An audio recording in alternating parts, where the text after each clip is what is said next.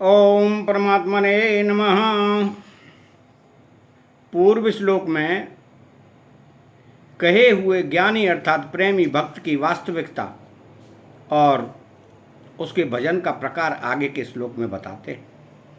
बहुनाम जन्म नामन्ते ज्ञान वान्मना माम प्रपद्यते वासुदेव सर्वमिति स महात्मा सुदुर्लभ। बहुनाम जन्म नामन्ते, मनुष्य जन्म संपूर्ण जन्मों का अंतिम जन्म है।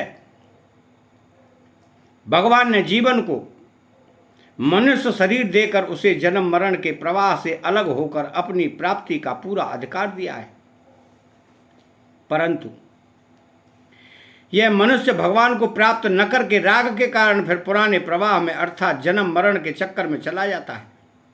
इसलिए भगवान कहते हैं कि अप्राप्य माम निवर्तन्ते मृत्यु संसार वतर्मणि।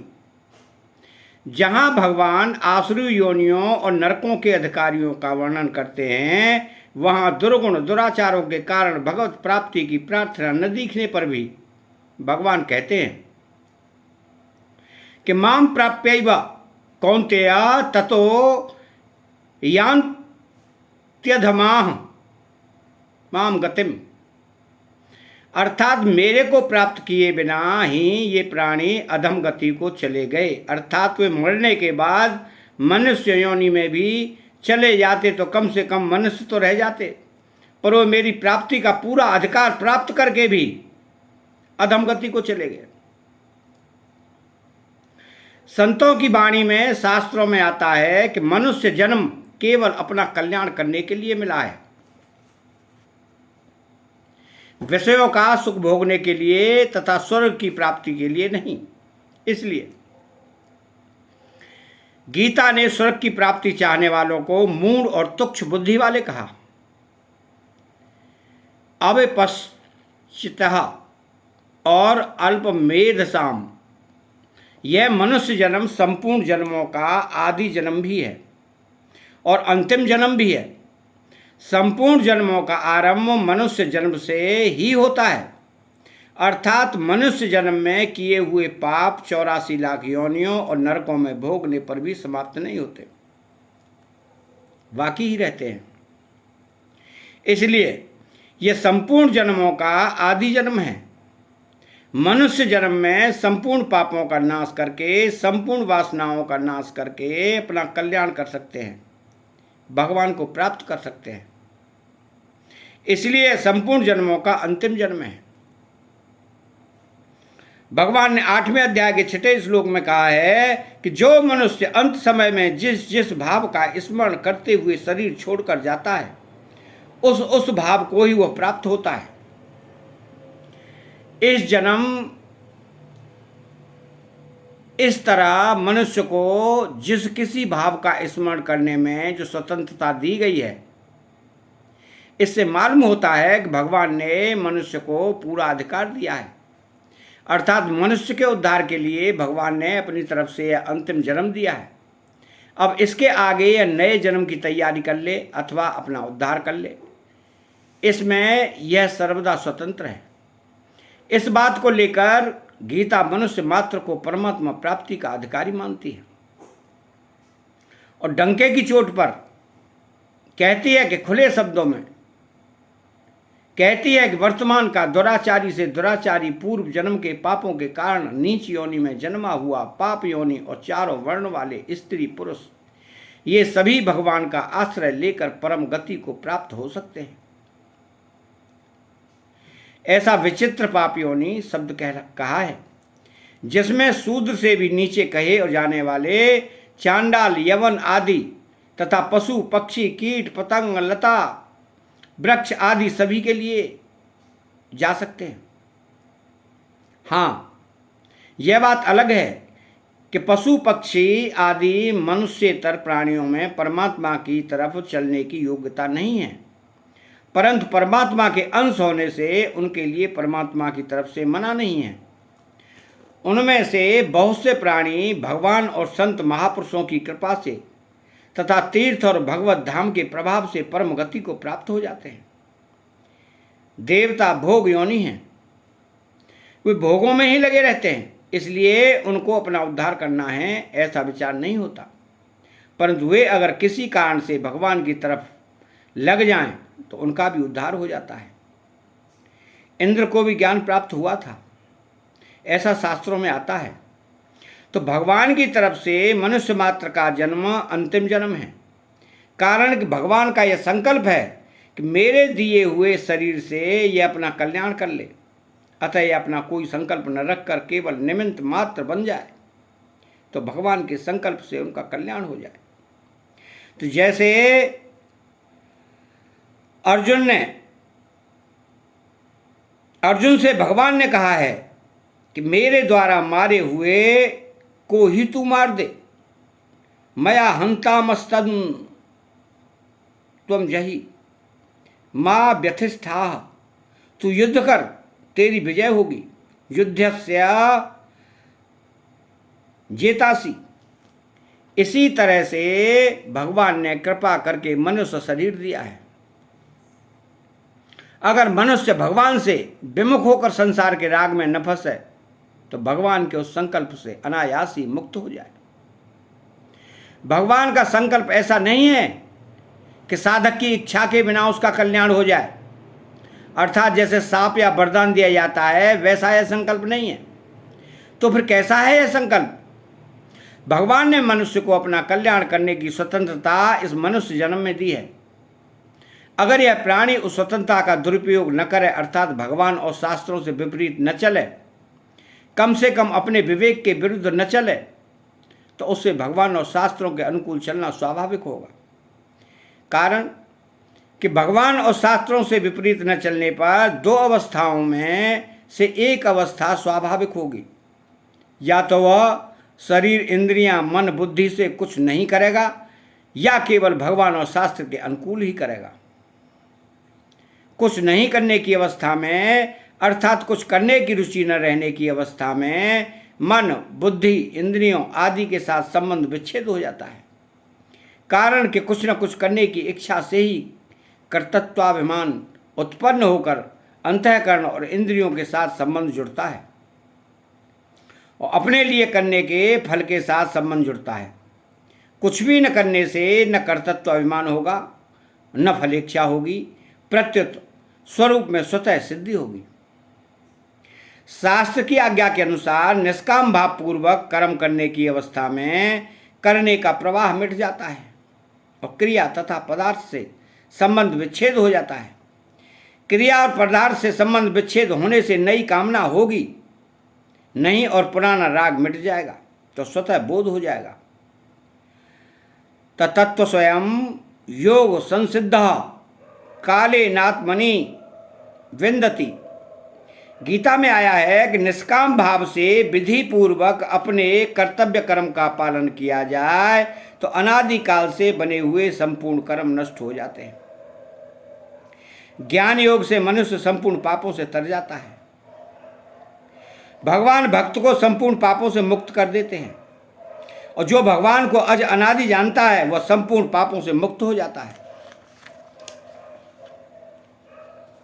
इस प्रकार कर्मयोग, ज्ञान योग और भक्ति योग तीनों योगों से पाप नष्ट हो जाते हैं। तात्पर्य यह निकला कि अंतिम मनुष्य जन्म केवल कल्याण के लिए ही मिला है। मनुष्य जन्म में सत्संग मिल जाए, गीता जैसे ग्रंथ से परिचय हो जाए, भगवान नाम से परिचय हो जाए तो साधक को यह समझना चाहिए कि भगवान ने बहुत विशेषता से कृपा कर दी है, अतः अब तो हमारा उद्धार होगा ही। अब आगे हमारा जन्म मरण नहीं होना। कारण कि अगर हमारा उद्धार नहीं होना होता तो ऐसा मौका नहीं मिलता, परंतु भगवान की कृपा से उद्धार होगा ही।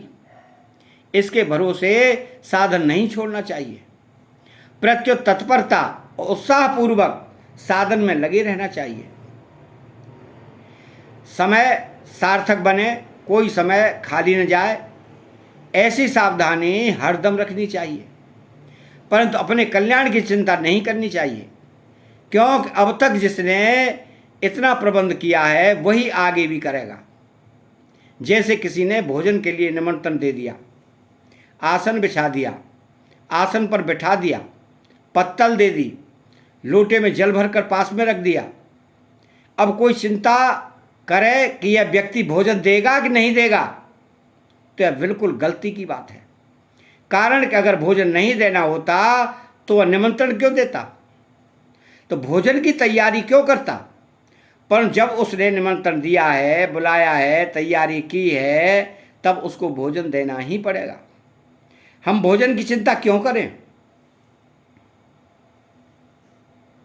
अब तो बस ज्यों ज्यों भोजन के पदार्थ आए त्यों तो उनको पाते जाएं। ऐसे ही भगवान ने हमको मनुष्य शरीर दिया है, उद्धार की सब सामग्री सत्संग भगवान नाम आदि जुटा दी है, तो हमारा उद्धार होगा ही। अब तो हम संसार समुद्र के किनारे आ गए हैं, ऐसा दृढ़ विश्वास करके निमित्त मात्र बनकर साधन करना चाहिए। तो जिसके पूर्व जन्म के पुण्य होते हैं वही भगवान की तरफ चल सकता है। अगर ऐसा माना जाए तो पूर्व जन्मों के पाप पुण्यों का फल तो पशु पक्षी कीट पतंग आदि योनि वाले प्राणी भी भोगते हैं। फिर मनुष्य में और उन प्राणियों में क्या फर्क होगा। भगवान का कृपा करके मनुष्य शरीर देना कहाँ सार्थक होगा, तथा मनुष्य जन्म की विलक्षणता महिमा क्या होगी। तो मनुष्य जन्म की महिमा तो इसी में है कि मनुष्य भगवान का आश्रय लेकर अपने कल्याण के मार्ग में लग जाए। वासुदेव सर्वम, महासर्ग के आदि में एक भगवान ही अनेक रूपों में हो जाते हैं। सदैक्षता बहुश्याम प्रजा येति, और अंत में अर्थात महाप्रलय में एक भगवान ही शेष रह जाते हैं। शिष्यते शेष संज्ञा। इस प्रकार जब आदि और अंत में एक भगवान ही रहते हैं तब बीच में दूसरा कहाँ से आया, क्योंकि संसार की रचना करने में भगवान के पास अपने सिवाय कोई सामग्री नहीं थी। वे तो स्वयं भगवान के रूप से प्रकट हुए हैं। इसलिए यह सब वासुदेव ही हैं। जो चीज़ आदि और अंत में होती है वही चीज़ मध्य में भी होती है। जैसे सोने के गहने आदि में सोना थे, अंत में सोना रहेंगे, तो गहनों में दूसरी चीज़ कहाँ से आएगी। केवल सोना ही सोना है।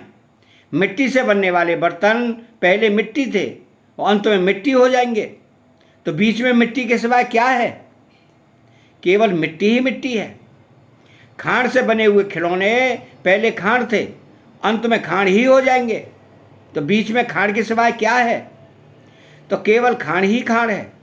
इसी तरह सृष्टि के पहले भगवान थे, अंत में भगवान ही रहेंगे, तो बीच में भगवान के सिवाय क्या है।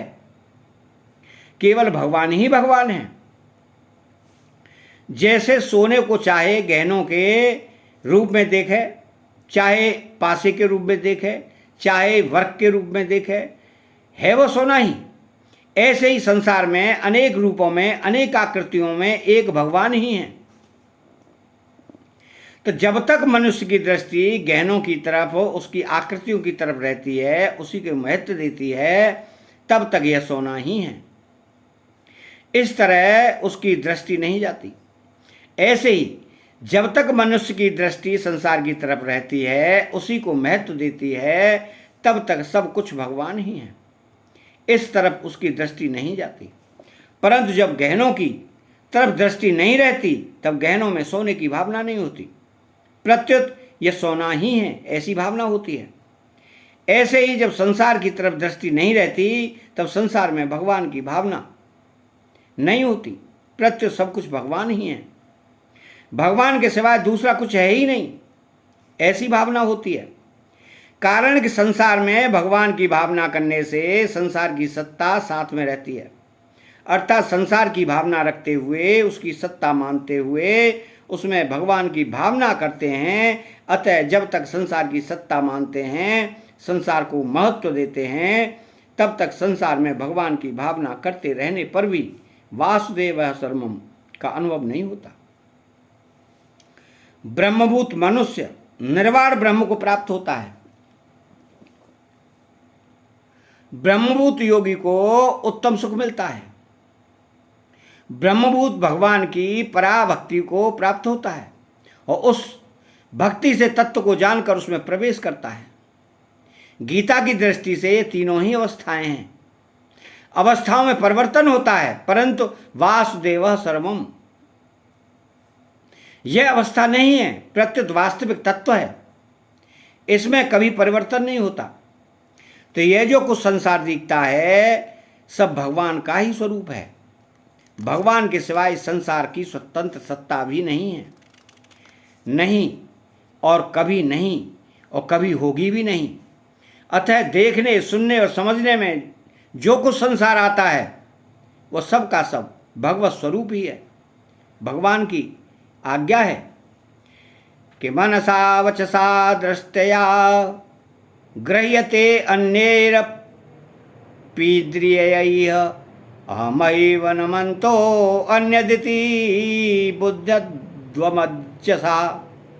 मन से, वाणी से, दृष्टि से तथा अन्य इंद्रियों से भी जो कुछ ग्रहण किया जाता है वह सब मैं ही हूँ, मुझसे भिन्न और कुछ है ही नहीं। यह सिद्धांत आप लोग विचार पूर्वक समझ लीजिए।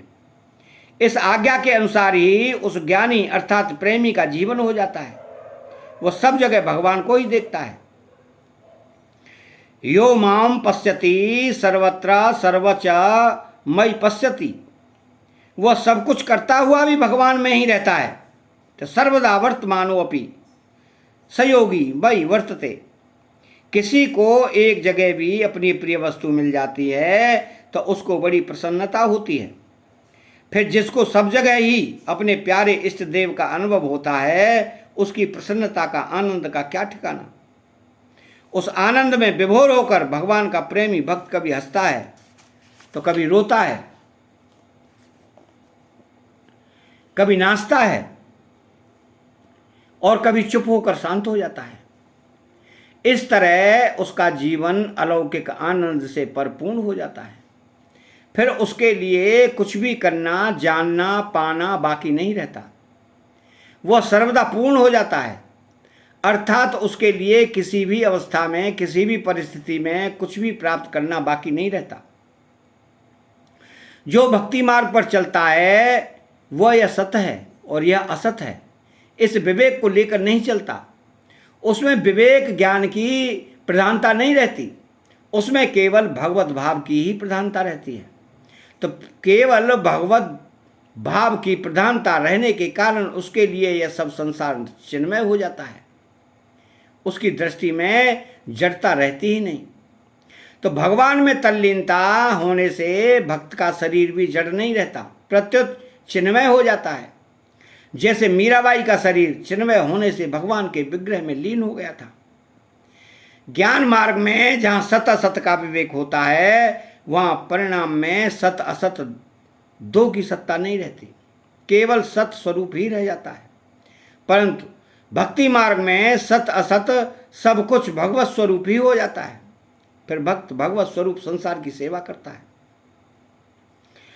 तो सेवा में पहले तो सेवक, सेवा और सेव्य ये तीन होते हैं, परंतु जब भगवत भाव की अत्यधिक गाढ़ता हो जाती है तब सेवक भाव की विस्मृति हो जाती है। फिर भक्त स्वयं सेवा रूप होकर सेव्य में लीन हो जाता है, केवल एक भगवत तत्व ही शेष रह जाता है। तो इस तरह भगवत भाव में तल्लीन हुए भगवान के प्रेमी भक्त जहाँ कहीं भी विचरते हैं वहाँ उनके दर्शन, स्पर्श, भाषण आदि का प्राणियों पर बड़ा असर पड़ता है। तो जब तक मनुष्यों की पदार्थों में भोग बुद्धि रहती है तब तक उसको न उन पदार्थों का वास्तविक स्वरूप समझ में नहीं आता, परंतु जब भोग बुद्धि सर्वदा हट जाती है तब केवल भगवत स्वरूप ही देखने में आ जाता है। अतः चैनल को सब्सक्राइब करें, बेल आइकन घंटी को दबाएं और कमेंट बॉक्स में जय श्री कृष्णा लिखें। बोलो जय श्री कृष्णा।